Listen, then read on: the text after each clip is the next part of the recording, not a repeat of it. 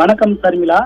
திருவள்ளூர் மாவட்டம் திருத்தணி அருகே உள்ள கர்லம்பாக்கம் என்ற கிராமத்தில் பார்த்தோம்னால் ஊராட்சி நிர்வாகத்தின் சார்பில் மேல்நிலை குடிநீர் தொட்டியின் மூலமாக குடிநீர் விநியோகம் செய்யப்பட்டு வருகிறது. மேலும் பார்த்தோம்னால் இந்த குடிநீர் 1000க்கும் மேற்பட்ட மக்கள் பயன்படுத்தி வரும் நிலையில் திடீரென்று பார்த்தோம்னால் கிராமத்தில் வயிற்றுப்போக்கு, அதே போன்று வயிறு வலி, வாந்தி உள்ளிட்ட உடல் உபாதை ஏற்பட்டதாக கூறப்படுகிறது. குறிப்பாக பார்க்க போனோம்னால் இதனால் ஏழுமலை மேஸ்திரி என்பவர் இறந்து விட்டதாகவும், மேலும் இன்று காலை சுதா என்ற பெண் இறந்து விட்டதாக கூறப்படுகிறது.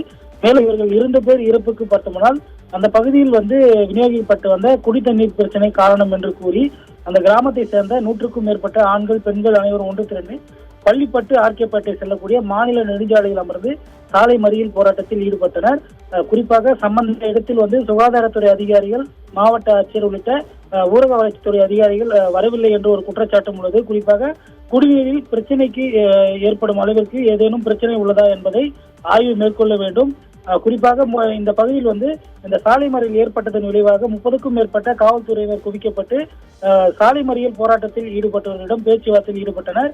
இருப்பினும் பார்த்தோம்னால் பேச்சுவார்த்தை இயக்க மறுத்த அந்த கிராமத்தை சேர்ந்த மக்கள் எங்களுக்கு சுகாதாரத்துறை அதிகாரிகள் நேரில் இதற்கு உரிய தீர்வு பெற்று தந்தால் மட்டுமே நாங்கள் சாலை மறியல் போராட்டத்தை கைவிடுவோம் என்று கூறி வாக்குவாதத்தில் ஈடுபட்டு வந்ததும் பெரும் பரபரப்பை ஏற்படுத்தியுள்ளது. குறிப்பாக குடிநீர் குடித்துதான் அவர்கள் இறந்தார்களா அல்லது வேறு ஏதேனும் காரணமா என்பதை சுகாதாரத்துறை அதிகாரிகள் ஆய்வு மேற்கொண்டு வெளியிட்டாவே நமக்கு அந்த முழுமையான தகவல் கிடைக்கப்பெறும் என்பதை நம்பலாம். ஷர்மிளா.